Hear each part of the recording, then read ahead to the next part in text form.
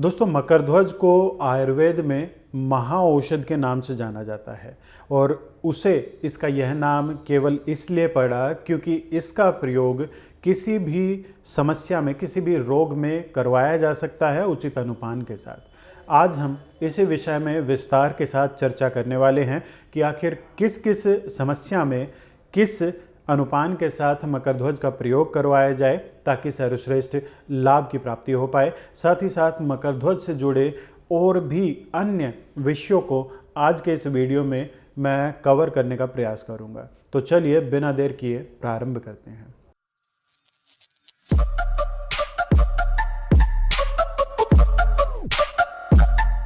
तो दोस्तों, आज के इस वीडियो में हम मकरध्वज के ऊपर विस्तार से चर्चा करने वाले हैं, परंतु साथ ही साथ मेरा प्रयास ये भी रहेगा कि मैं इस वीडियो को अधिक लंबा ना लेकर जाऊं।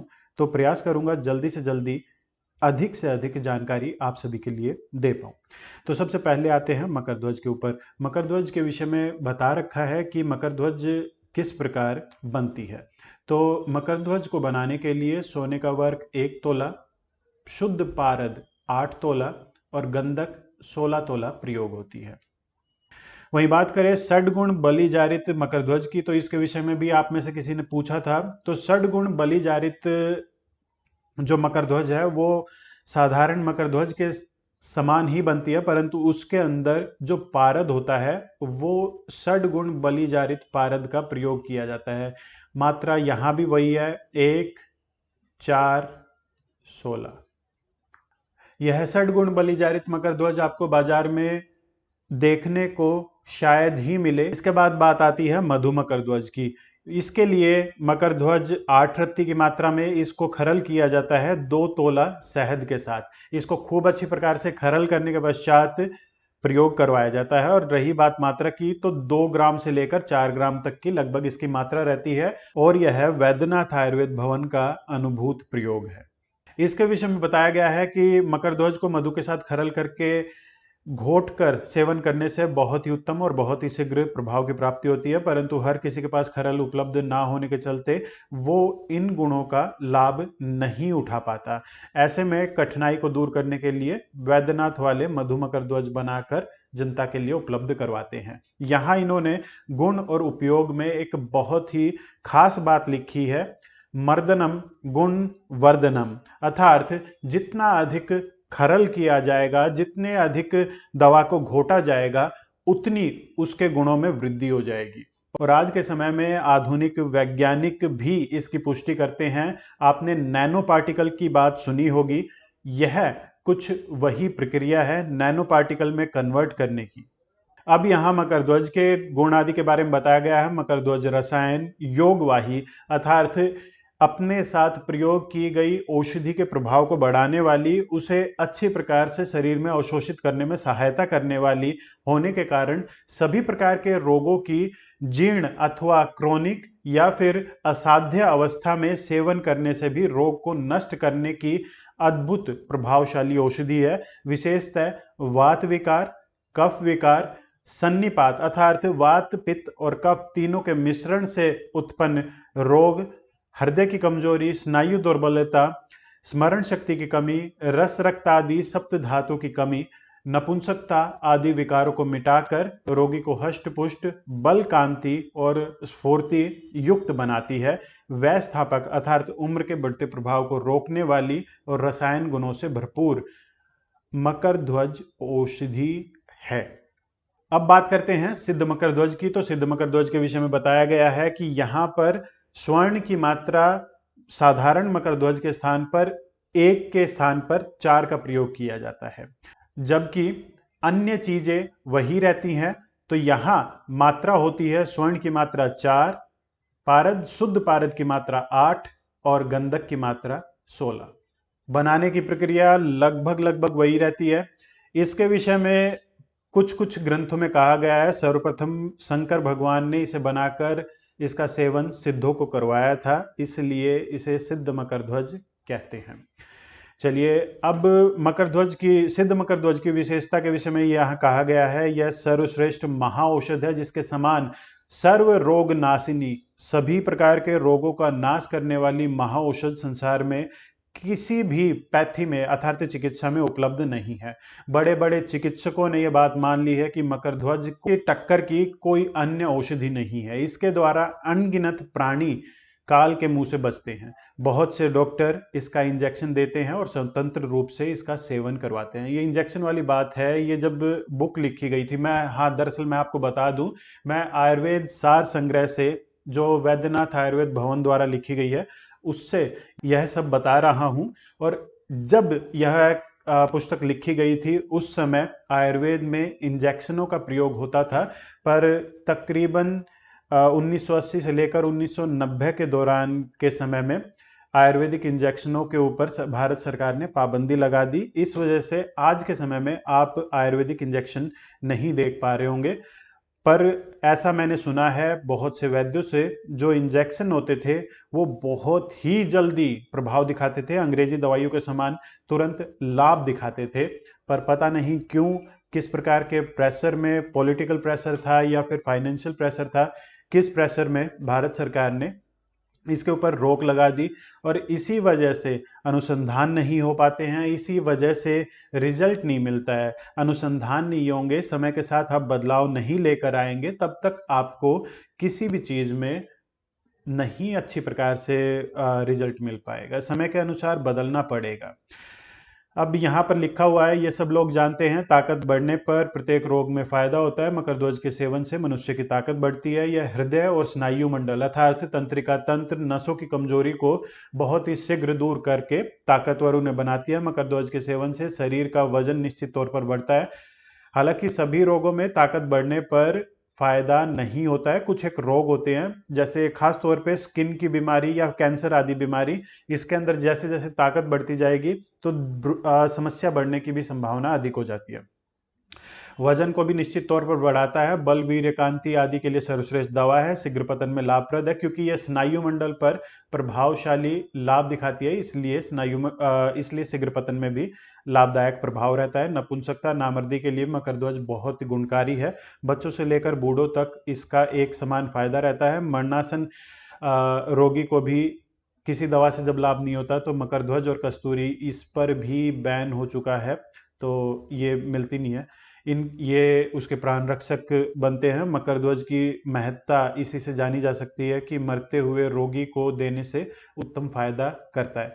पहले के समय में जब लाइफ सेविंग ड्रग्स नहीं अवेलेबल थी एलोपैथ में, तब उस समय जो लाइफ थ्रेटनिंग डिजीज थी या फिर जब रोगी मरणासन की अवस्था में रहता था, तो आयुर्वेदिक तरीकों से इन चीज़ों का प्रयोग किया जाता था। आयुर्वेद में अगर रिसर्च हो तो आज भी ऐसी चीज़ें निकल कर आ सकती हैं, पर वही बात है, पैसा और रिसर्च आयुर्वेद में नहीं है। तो साधारण साध्य और कष्ट साध्य रोगों को कितनी जल्दी लाभ कर सकता है। बहुत से धनी मानी इसका सेवन बराबर करते रहते हैं। साल में 6 से 8 महीने तक लगातार इसका सेवन, लगातार नहीं, बीच बीच में थोड़ा अंतर देके इसका सेवन किया जा सकता है। हालांकि चिकित्सक के निर्देशानुसार ही इसका प्रयोग करना चाहिए, जिससे वो जल्दी रोगग्रस्त नहीं होते। शरीर में किसी कारणवश रक्त की कमी हो जाए, मकरध्वज का सेवन उस हालत में अमृत के समान गुण प्रदान करता है। हालांकि इसके लिए अन्य सहायक औषधियों का प्रयोग करना होगा, उसके विषय में हम आगे बात करेंगे। किसी भी रोग के कारण शरीर में कमजोरी आ जाए, पर मकरध्वज के सेवन से वो बहुत ही शीघ्र दूर हो जाती है। बालक, वृद्ध, युवा, स्त्री, पुरुष सभी इसके सेवन से लाभ उठा सकते हैं। और भेषज रत्नावली में यही बात लिखी हुई है। जरा अर्थात बुढ़ापा, मरण अर्थात मृत्यु का नाश करने वाली, अनुपान अर्थात लेने के तरीके से अलग अलग लाभ प्रदान करने वाली, इसे भेषज रत्नावली में बताया गया है। इसके सेवन से शरीर की झुर्रियां, बालों का सफेद होना आदि रोगों का नाश होता है। आयु की वृद्धि होती है। जो इस रस का सेवन करता है वे अनेकों अनेक स्त्रियों के साथ रति द्वारा प्रसन्न उन्हें कर सकते हैं। रति के अंत में इसके सेवन से शक्ति का नाश, समाप्ति नहीं होती है। जो बराबर इसका सेवन करते हैं उसके ऊपर स्थावर जंगम किसी भी प्रकार के विष का असर नहीं होता, क्योंकि ताकत को बढ़ाता है, इसलिए कहा गया है। यह विशेष तौर पर राज्य यक्ष्मा, जी हाँ, इसके अंदर बहुत इफेक्टिव है, पर मैं छाती से संबंधित समस्याओं का इलाज नहीं करता हूं, तो इसके विषय में अधिक जानकारी आपको नहीं दे पाऊंगा। और कफजन्य बीमारियों में बहुत शीघ्र लाभ पहुंचाता है, क्योंकि तीव्र औषधि है, अत्यंत शीघ्र प्रभाव दिखाने वाली औषधि है, इसलिए कफ जन्य बीमारियों में इसका लाभ अधिक दिखाई देता है। हृदय की दुर्बलता को नष्ट करने का यह कार्य करती है और उसे ताकतवर बनाता है, क्योंकि तंत्रिका तंत्र पर यह विशेष प्रभाव डालता है। रक्त प्रसादन का कार्य करता है, शुक्र को पुष्ट करता है, रोगोत्पादक कीटाणु को नाश करता है, विष विकार को दूर करता है, उन्माद, अपस्मार, अपस्मार अर्थात मिर्गी का दौरा, रोगों में भी ये लाभ पहुंचाता है। रसायन, वाजीकरण और योगवाही है। मात्रा के बारे में बताया गया है। मात्रा है 1 से 3 रत्ती पान के रस के साथ।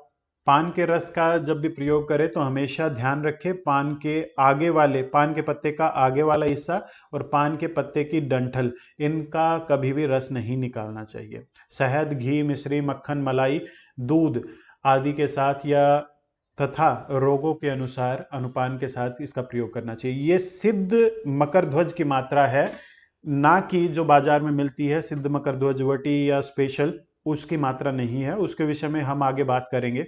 अब आगे बता रखा है सब प्रकार के मकर ध्वज को सेवन करने की साधारण विधि क्या है। एक रत्ती मकर ध्वज को उत्तम पत्थर की खरल में डालकर 5 मिनट तक खूब महीन पीसना चाहिए। यदि खरल ना हो तो बढ़िया पत्थर पर इसे पीसा जा सकता है, परंतु पत्थर पर पीसने पर बहुत सा अंश व्यर्थ चला जाता है और खरल की तरह उत्तम घुटाई भी नहीं हो पाती, इसलिए पत्थर की खरल में घोटना अच्छा रहता है। अच्छी तरह से घुट जाने के पश्चात 6 मासा, मतलब मासा लगभग 1 ग्राम के करीब ही होता है, मोटा मोटी असली शहद मिलाकर 15 मिनट तक फिर घोटे। मधुमकर ध्वज वाली जो बता रखी थी पद्धति वही, क्योंकि शहद में अच्छी तरह मकर ध्वज न घुटने पर पूरा लाभ नहीं दिखाता है।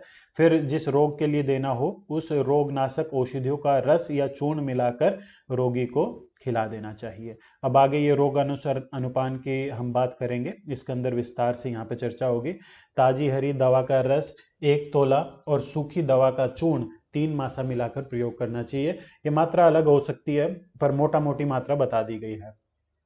चूर्ण मिलाने पर शहद 1 तोला मिला लें। अब बात करते हैं रोगानुसार अनुपान की। हम केवल उन्हीं रोगों के बारे में बात करेंगे जिसके विषय में मैं अधिकतर वीडियो बनाता हूँ। ज्वर आदि के बारे में हम बात नहीं करेंगे। यहाँ वातज ज्वर, पित्तज ज्वर, कफ ज्वर, साधारण ज्वर, सन्निपातज ज्वर, मोती जरा, टाइफाइड जिसे कहते हैं, उसके विषय में बताया गया। मलेरिया के विषय में बताया गया है। जीर्ण ज्वर मतलब जो बीमार बुखार ठीक हो ही ना रहा हो, उसके अंदर क्या किया जाता है वो भी बताया गया है। ज्वरातिसार मतलब दस्त लगे हुए हो बुखार के साथ, आँव के दस्त में बेलगिरी चूर्ण। मैं आपको बार बार कहता हूँ बेलगिरी पाचन तंत्र की समस्याओं के लिए, खास तौर पे जिनको आँव आने की शिकायत है IBS वगैरह में, उसके लिए इससे बेहतर औषधि कुछ नहीं है। और जब मकर ध्वज साथ में मिला दी जाएगी, मैंने आपको बताया योगवाही का काम करती है, तो इसके प्रभाव को और कई गुना बढ़ा देगी। मधु के साथ मिलाकर चटवाएं। पतले दस्त में मकर ध्वज 1 रत्ती, सफेद जीरे का चूर्ण 1 मासा मिलाकर शहद के साथ प्रयोग करवाया जाता है। और यही प्रयोग प्रसूता स्त्रियों में दूध ना आने की स्थिति में भी करवाया जाता है चिकित्सक के निर्देशानुसार। अब बात करते हैं सगृहिणी की IBS की। यहाँ पर मकर ध्वज 1 रत्ती, सफेद जीरे का चूर्ण 1 मासा और शहद के साथ सौंफ का अर्क मिलाकर पी ले। साथ ही साथ मेरा अनुभव ये कहता है कि सौंफ के अर्क के साथ पुदीने का अर्क और बेलगिरी चूर्ण का भी प्रयोग करवाया जाए तो और अधिक शीघ्र लाभ की प्राप्ति होती हुई दिखाई देती है। अब बात करें अजीर्ण रोग की, मतलब खाया पिया अच्छी प्रकार से हजम ना हो पाता हो, पेट में पड़ा रहता हो, तो उसमें 1 रत्ती मकर ध्वज, शंख भस्म 2 रत्ती, त्रिकटु 4 रत्ती और मधु के साथ मिलाकर दे। अजवाइन का अर्क 2 तोला पिला दे। अब बात करते हैं बवासीर में। बवासीर में सूरण की सब्जी अगर आप खा लेते हैं तो आपको कुछ दवा की जरूरत नहीं है, कुछ मकर ध्वज वगैरह की जरूरत नहीं है, पर यहाँ पे सूरण के चूर्ण के साथ आप मकर ध्वज का 1 रत्ती की मात्रा में और मिश्री 6 ग्राम की मात्रा में मिलाकर प्रयोग करवाने से बवासीर दूर होती है। अब कब्जियत में बता रखा है मकर ध्वज 2 रत्ती, 5 तोला त्रिफला का क्वाथ और 2 मासा लगभग 2 ग्राम की मात्रा में शहद, ये मिलाकर कब्ज में काफी लाभ होता है। उन्माद में मकर ध्वज 1 रत्ती, उन्माद गजांकुश रस 1 रत्ती, इनको घोटकर मांस आदि के क्वाथ के साथ दें। यहाँ मांस आदि का मतलब जानवरों के मांस से ही है, क्योंकि अगर मांस का मतलब उड़द की दाल होता तो वहां मांस कुछ इस प्रकार लिखा रहता। या फिर ब्राह्मी का रस 2 तोला और 3 मासे शहद के साथ इसका प्रयोग करवाएं। वात व्याधि में अरंड की जड़ अकेली ही काफ़ी होती है, साथ में शहद और 1 रत्ती मकरध्वज दें। आम व जोड़ों के दर्द में सोंठ का चूर्ण अकेला ही काफ़ी लाभदायक रहता है शहद के साथ प्रयोग करवाने पर। ऊपर से सनाए सनाए इसलिए दी जाती है बड़ी अरंड और अमलतास, ताकि जो आम है, जो शरीर में आम दोष एकत्रित हो रखा है जिसकी वजह से ये आम वात की समस्या हो रही है, वो आम शरीर से बाहर निकल पाए।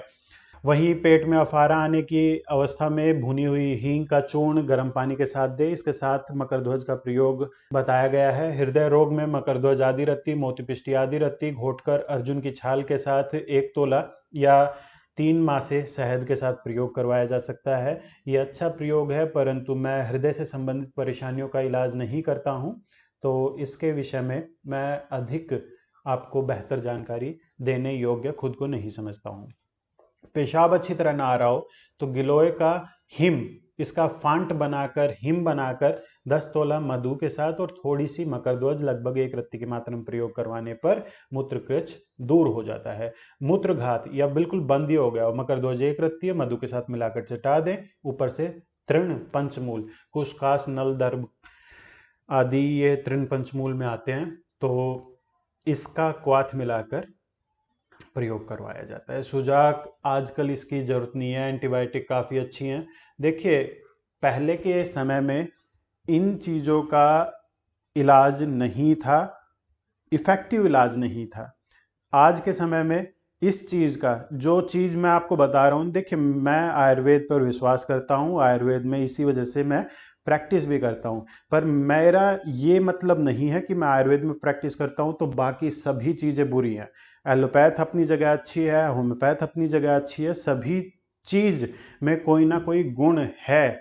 ऐसी बात नहीं है कि और चीज़ों में केवल अवगुण है, सभी गुण मेरे अंदर हैं, ऐसी बात नहीं है। सुजाक आदि के विषय में आप अधिक बेहतर रहेगा, तुरंत आपको लाभ होगा, एलोपैथ में जाएं। उसके बाद उसके चलते आई कमजोरी के लिए आप आयुर्वेद में आ सकते हैं, वो ज़्यादा बेहतर मुझे लगता है, क्योंकि अच्छे से रिकवरी हो जाती है, रोगी को ज़्यादा परेशानी भी नहीं होती। प्योर आयुर्वेदिक तरीके से काफ़ी टाइम लग जाता है। आयुर्वेद में बड़े बड़े शब्दों में बार बार कहा गया है, देश काल पात्र का विचार कीजिए, देश काल पात्र का विचार कीजिए। पहले के समय में नहीं थी ये चीज़ें उपलब्ध, आज के समय में है, तो उसका फ़ायदा क्यों ना उठाया जाए। खैर चलिए, अब आते हैं पथरी के ऊपर। पथरी में कुल्थी का क्वाथ, कोई ज़रूरत ही नहीं है। शहद और पथरी के अंदर कुल्थी का क्वाथ, शहद और मकरध्वज वगैरह की, शहद वगैरह की कोई ज़रूरत नहीं है। कुल्थी की दाल बनाकर रेगुलर खाना स्टार्ट कर दीजिए, अपने आप ही ठीक हो जाएगा। धातु स्राव, यहाँ कच्ची हल्दी, गिलोय, आंवला, नीम का रस, सेमल मूल, भृंगराज या फिर सेमल मूल या भृंगराज, इनमें से किसी एक चीज के रस के साथ मधु मिलाकर दें। परंतु ध्यान रखें, धातु स्राव, स्वप्न दोष ऐसी समस्याएं हैं जिनके अंदर आप कितना ही तंत्रिका तंत्र को बल प्रदान करने वाली औषधियों का प्रयोग कर ले और चाहते हैं कि केवल तंत्रिका तंत्र वाली औषधियों का, उनको बल प्रदान करने वाली औषधियों का प्रयोग करके मैं इस समस्या को रोक दूं, इस समस्या को बंद कर दूं, ऐसा संभव नहीं है। इनके कारण को भी दूर करने का आपको अवश्य प्रयास करना होगा। बिना कारण को दूर किए इन समस्याओं से छुटकारा हो ही नहीं सकता है। स्वप्न दोष में भी कपूर चौथाई रत्ती, कबाब चीनी का चूर्ण 1 ग्राम और शहद 10 ग्राम, ऊपर से 2 तोले चूने का पानी पिला दें। और साथ में मकरध्वज भी बता रखी है। पर स्वप्न दोष के लिए भी फिर से वही कहूँगा, पहले अपने डाइजेस्टिव सिस्टम पे काम करो, पेट को ठीक करो। अगर पाचन तंत्र ठीक है, उसके बावजूद ये समस्या हो रही है, तो फिर इन चीज़ों के बारे में, इन चीज़ों के ऊपर विचार करने की आवश्यकता है। अन्यथा इन चीज़ों का प्रयोग करते रहिए, पेट को ठीक नहीं करेंगे, गारंटी से मैं लिख के दे सकता हूँ, बीमारी कुछ समय के लिए अवश्य नियंत्रित आ सकती है, पर दोबारा फिर से वो समस्या आ जाएगी। कारण को दूर करो मेरे भाई, कारण को दूर किए बिना आप समस्याओं को दूर नहीं कर सकते हो। शीघ्र पतन में मकरध्वज 1 रत्ती कोच के बीज के चूर्ण के साथ या अश्वगंध 1 मासा 1 ग्राम अश्वगंध के चूर्ण के साथ शहद के साथ मिलाकर अथवा सेमल की जड़ का रस या विदारीकंद का रस अथवा सतावरी के रस के साथ 1 तोला शहद मिलाकर दे। ये ठीक है, दरअसल शीघ्र पतन के पीछे भी बहुत से कारण हो सकते हैं, उसके विषय में मैंने अपने पिछले वीडियो में आप सभी को बताया था। अगर उन कारणों में से तंत्रिका तंत्र की कमजोरी के चलते या फिर मसल्स वीकनेस के चलते शीघ्र पतन की समस्या हो रही है, वहां पर ये इफेक्टिव होगा। अन्य कारणों में एक्स्ट्रा सेंसिटिविटी, वहां पे भी कुछ हद तक इसका इफेक्ट मिलेगा, पर अन्य कारणों में इसका बहुत अधिक लाभ नहीं होता है। मधुमेह में जामुन की गुठली के साथ इसका प्रयोग करना चाहिए। वीर्य वृद्धि और स्तंभन के लिए लौंग, अकरकरा, दालचीनी, केसर, कपूर और जायफल के चूर्ण के साथ ये 1-1 ग्राम की मात्रा में मकरध्वज एक रत्ती की मात्रा में घोटकर गर्म दूध के साथ प्रयोग करें। आपको लगभग जो मकरध्वज वटी या सिद्ध मकरध्वज वटी जो बाजार में मिलती है, उनके अंदर लगभग 19-20 यही फार्मूला रहता है। मुझे अच्छे से याद नहीं है, शायद डाबर और वैद्यनाथ की जो मकरध्वज वटी मिलती है, सिद्ध मकरध्वज वटी मिलती है, उसके अंदर 1-2 चीजें एक्स्ट्रा हैं। बाकी जो मकरध्वज वटी मिलती है उसके अंदर लगभग यही फार्मूला होता है। कृषिता में अश्वगंध चूर्ण का प्रयोग 1 रत्ती मकरध्वज के साथ करवाया जा सकता है, दूध के साथ प्रयोग करना चाहिए। दरअसल यहाँ पर कोशिश ये है कि ब्लड सप्लाई को सुधारा जाए, तंत्रिका तंत्र को बल प्रदान किया जाए, शरीर के अंदर बल पैदा किया जाए, ताकि शरीर के हर अंग अच्छी प्रकार से कार्य कर पाए, जिससे कृशता अपने आप दूर हो जाएगी। रक्त अल्पता, खून की कमी में मक्खन और मिश्री लौह भस्म के साथ ये प्रयोग किया जा सकता है। बाकी सेफ विकल्प उपलब्ध हैं। लौह भस्म मुझे बहुत ज़्यादा पसंद नहीं है, क्योंकि लीवर पर इसका नेगेटिव इम्पैक्ट कुछ हद तक होता है। चाहे कितनी भी आप प्रोसेस्ड, कितनी भी फाइन आप ले लीजिए, कुछ हद तक लौह भस्म का लीवर पे नेगेटिव इम्पैक्ट मुझे ऐसा अनुभव हुआ है। इसलिए मैं अपने नुस्खों में आप देखेंगे लौह भस्म का प्रयोग या तो करता ही नहीं हूँ, और करता हूँ तो सतपुटी लौह भस्म का ही प्रयोग करता हूँ। इसके अलावा पेट से संबंधित रोगों में पीपल चूर्ण, शुद्ध कशीस चूर्ण और शुद्ध कशीस चूर्ण 1 रत्ती और मधु के साथ छोटी हरड़ के चूर्ण 3 ग्राम और काला नमक 1 ग्राम मिलाकर गर्म पानी के साथ, ये वाली चीज जो है ना, ये आप अलग से भी बना सकते हैं। बिना मकरध्वज के प्रयोग करने पर भी गैस वगैरह की समस्या, पेट पाचन तंत्र से संबंधित समस्याओं में काफी अच्छी लाभ दिखाती है। मुख रोग, ये जैसे बार बार छाले हो जाते हैं, कत्था चूर्ण 3 रत्ती और आधी रत्ती मकरध्वज मधु या मक्खन में घोट कर दें। सफेद पानी की जो समस्या रहती है औरतों में, उसमें चावल के धोवन का पानी, ये पानी अगर वैसे भी यूज किया जाए तो सफेद पानी अपने आप ही ठीक हो जाता है। 20 ग्राम की मात्रा में शहद के साथ, या फिर राल का चूर्ण, ये राल का चूर्ण भी बहुत इफेक्टिव रहता है सफेद पानी की समस्याओं में औरतों के अंदर।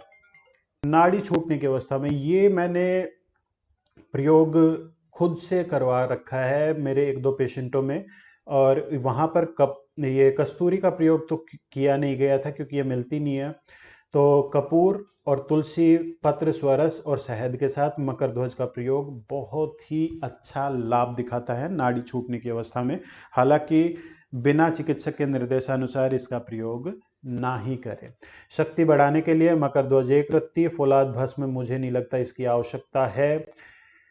इसको घोट कर बेदाना का रस, मलाई, मक्खन, अंगूर का रस, सतावरी का रस, पान का रस, शहद, ये ठीक है फार्मूला। अच्छा है, चलिए अब आते हैं। इन्होंने लिखा हुआ है, शास्त्र अनुसार उत्तम बनाए गए मकरध्वज में सर्व रोग नाश की शक्ति होती है, परंतु आजकल नकली मकरध्वज काफी बाजार में मिलती है। उस मकरध्वज के सेवन से लाभ के स्थान पर हानि होने की संभावना रहती है, क्योंकि वो प्रोसेस अच्छी प्रकार से नहीं होती है। अगर ये बड़ी मतलब अच्छी प्रकार से बनी ना हो तो नुकसान पहुंचा सकती है। जिन रोगों में मकरध्वज की मात्रा नहीं लिखी हुई थी, वहां 1 से 2 रत्ती साधारण थे। इसका प्रयोग मैं जैसे आपको पीछे बताता जा रहा था, वैसे इसका प्रयोग किया जा सकता है। इसके अतिरिक्त वैद्य को चाहिए देश काल और रोगी के बलाबल। देश काल पात्र का विचार अवश्य करे, बिना देश काल पात्र का विचार किए चिकित्सा पूर्ण नहीं है। मकरध्वज साधारण से मकरध्वज षडगुण बलिजारित अधिक इफेक्टिव है। षडगुण बलिजारित से सिद्ध मकरध्वज और सिद्ध मकरध्वज से सिद्ध मकरध्वज स्पेशल उत्तरोत्तर श्रेष्ठ है। मुझे नहीं लगता ये सिद्ध मकरध्वज स्पेशल अधिक बेहतर है। सिद्ध मकरध्वज की अपेक्षा में मुझे ये सबसे बेस्ट लगता है। गुण और उपयोग। मकर ध्वज में स्वर्ण का आंशिक संयोग रहता है। दरअसल जो स्वर्ण मिलाया जाता है वो सारा का सारा इसके अंदर नहीं रह जाता है, वो सारा नीचे इकट्ठा हो जाता है, उससे बाद में स्वर्ण भस्म बना ली जाती है। मकर ध्वज ऊपर इकट्ठा हो जाता है, उसके अंदर स्वर्ण का बहुत ही थोड़ा सा भाग रहता है। अतः यह उत्तेजक का कार्य करता है, हृदय के लिए बलदायक है, रक्त दोष को दूर कर परिपुष्ट करने वाला और कीटाणुनाशक है। रक्त स्वर्ण के उत्तेजक प्रभाव को सहन करने में समर्थ हो जाता है और दवा भी उचित मात्रा में पहुंचकर व्यापक प्रभाव संपूर्ण शरीर पर फैला देती है। तो कुल मिलाकर ये कहा जा सकता है जो बहुत अधिक कमजोर हैं उनको धीरे धीरे इनका प्रयोग करवाना प्रारंभ करने पर धीरे धीरे रोग में कमी होती हुई दिखाई देती है। इसके अलावा हृदय की शक्ति निर्बल हो गई हो, ऐसे में भी मकर ध्वज का प्रयोग अधिक उपयोगी रहता है। वहीं कृशता के विषय में बताया गया है कि जो अधिक दुर्बल हो गया है, कांतिहीन हो गया है, वहां भी इसका प्रयोग किया जाता है। यहाँ लिखा गया है यदि पुरुष हुआ तो उसमें वीर्य की कमी हो जाएगी, उसका शरीर सूखा निस्तेज ठिगना सा दिखाई देगा। ऐसी अवस्था में मकर ध्वज देने से रक्त आदि पुष्ट होकर शरीर के अवयवों में प्रवाहित होना प्रारंभ कर देते हैं, उनमें वृद्धि करना प्रारंभ हो जाता है, यह अवयव भी पुष्ट होने लग जाते हैं, रोगी हष्ट पुष्ट हो जाता है। शरीर की कोई भी इंद्रिय जब निर्बलता के कारण अपना कार्य उचित प्रकार से ना कर पा रही हो, अर्थात आंख अच्छी प्रकार से देख ना पा रही हो, दरअसल हमारी 5 ज्ञानेंद्रिया, 5 कर्मेंद्रिया और एक हमारा मन होता है जिसे सभी इंद्रियों का राजा कहा जाता है, जो सभी चीजों को नियंत्रित करता है। कान से ना सुनना, ऐसी सभी अवस्थाओं में मकर ध्वज बहुत अधिक लाभ दिखाता है क्योंकि यह विकृति वात और पित्त के दूषित होने के चलते होती है। इसमें मकर ध्वज देने से उक्त दोषों की विकृति दूर हो, परिशुद्ध रक्त द्वारा उन इंद्रियों के नसें पुष्ट और सबल होती है जिससे इंद्रियां अपना कार्य अच्छी प्रकार से कर पाती हैं। धातु मिश्रित औषध का प्रभाव जैसे शरीर में अवयव आदि रस रक्त आदियों पर पड़ता है, उसी प्रकार मन बुद्धि ज्ञानेंद्रिय और कर्मेंद्रियों पर भी पड़ता है। कुल मिलाकर फिर आगे कहा गया है अधिक शुक्रपतन या वात वाहिनी नाड़ियों की कमजोरी के कारण उत्पन्न हुई नपुंसकता को नष्ट करने में भी मकर ध्वज विशेष लाभदायी है। दरअसल अधिक शुक्रपतन के चलते वात दोष की विकृति हो जाती है और जैसा पहले बताया गया था वात दोष और कफ दोष की विकृति में मकर ध्वज अधिक प्रभावशाली। अब सिद्ध मकर ध्वज स्पेशल स्वर्ण मुक्ता कस्तूरी युक्त ये आपको बाजार में मिलती है, या मोटा मोटी जो आपको बाजार में मिलती है वो ये मिलती है। वरना जो सिद्ध मकर ध्वज का रेट होता है वो तकरीबन 2 से 5 ग्राम सिद्ध मकर ध्वज का रेट तकरीबन 300-400 रुपये से अधिक नहीं होता। पर उसके अंदर ये चीज़ें और मिलाकर उसे महंगा किस प्रकार बेचा जाए, इसके लिए ये सब चीज़ें मिलाकर बेची जाती हैं। अब यहाँ पर क्या किया जाता है, षड्गुण बलिजारित अष्टादश संस्कारित पारद, ये नॉर्मल तौर पे वैसे भी होता है पर बेचने का तरीका होता है। निमित मकर ध्वज 4 तोला, स्वर्ण भस्म 1 तोला, कस्तूरी 1 तोला, मोती भस्म 2 तोला, स्वर्ण बंग 4 तोला लेकर प्रथम मकर ध्वज को खरल करके अत्यंत सूक्ष्म मर्दन कर ले, पश्चात अन्य सभी द्रव्यों को मिलाकर एक जीव होने के तक महीन पीस कर सुरक्षित रख ले। एक एक रत्ती की गोलियां बनाकर ये बाजार में उपलब्ध करवाई जाती हैं। बच्चों को उनकी उम्र के अनुसार कम मात्रा प्रयोग करवाई जा सकती है। आवश्यकता अनुसार दिन में 2 बार या अधिक बार इसका प्रयोग हो सकता है। अनुपान या तो जो मैंने पीछे बताया वो होंगे या फिर साधारण तौर पर जो अनुपान होते हैं वो मधु मक्खन मिश्री मलाई मिश्री दूध या पान के रस के साथ। ये पान का रस आम तौर पे ये प्रयोग होता है इरेक्शन वगैरह की जिसमें प्रॉब्लम रहती है, तुरंत जहाँ पर इरेक्शन चाहिए वहाँ पर पान के रस के साथ प्रयोग करने पर ज़्यादा अच्छा लाभ दिखाई देता है। पर वहीं गुण और उपयोग में वही चीज़ें बता रखी है। अष्टादश संस्कारित एवं षड्गुण बलिजारित पारद से निर्मित मकर ध्वज स्वर्ण भस्म और कस्तूरी और मोती भस्म आदि से निर्मित यह योग आयुर्वेद जगत की सर्वश्रेष्ठ परमोत्कर्ष औषध है। अब मैं यहाँ पर डाउटफुल हूँ कि कस्तूरी आज भी डलती है कि नहीं डलती, क्योंकि एक बुक काफ़ी पुरानी लिखी हुई है, तो उस समय हो सकता है इसका प्रयोग किया जाता हो, पर आज के समय में इसका प्रयोग होता है नहीं होता मुझे इसके बारे में नहीं पता है। अनुपान भेद से समस्त प्रकार के रोगों में इसका सफल प्रयोग है। यह औषध शारीरिक और मानसिक दुर्बलता को मिटाकर शरीर में नवीन शक्ति और स्फूर्ति उत्पन्न करती है। पौरुष शक्ति को बढ़ाने तथा शरीर में नवीन शक्ति और स्फूर्ति को उत्पन्न करती है। फिर से यहाँ लिखा हुआ है, पौरुष शक्ति को बढ़ाने और शरीर को कांतिमय बनाने के लिए सर्वप्रसिद्ध औषधि है। इस औषध का विशेष प्रभाव स्नायु मंडल और वात वाहिनी नाड़ियों पर पड़ता है, जैसा मैंने आपको अभी बताया था। इसके अलावा मस्तिष्क और हृदय पर भी शीघ्रता से लाभ पहुंचाता है। हृदय व स्नायु मंडल की क्रियाशील बनाने आशुकारी लाभ पहुंचाती है। वहीं छाती से संबंधित समस्याओं में भी इसका अच्छा प्रयोग है। वहीं मानसिक समस्याओं में भी इसका आश्चर्यजनक उत्कर्ष लाभ होता है। इस औषध के प्रयोग से रस, रक्त आदि सप्त धातु की वृद्धि होती है। बल, वर्ण, कांति और ओज तथा शारीरिक भार में भी निश्चित रूप से वृद्धि करता है। वहीं प्रमेय रोग अर्थात धात की समस्या, इसके अलावा धातु दौर्बल्यता, शुक्र की क्षीणता, वीर्य का पतलापन, शीघ्र पतन, नपुंसकता आदि को शीघ्र नष्ट कर वीर्य को गाढ़ा और निर्मल बनाता है। स्तंभन शक्ति में वृद्धि करता है।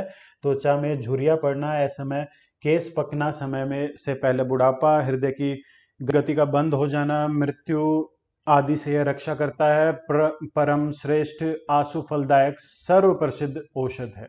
यह बात बिल्कुल सच है। यह सर्वोत्तम रसायन, उत्कर्ष, वाजीकरण और योगवाही है। शरीर में किसी भी कारणवश रक्त की न्यूनता, खून की कमी हो जाए, इसके सेवन से अमृत के समान यह उत्कर्ष लाभ दिखाती है और किसी भी कारणवश आई कमजोरी में अत्यंत शीघ्र लाभ दिखाती है। बालक, वृद्ध, युवा, स्त्री, पुरुष सबके लिए समान रूप से लाभकारी है।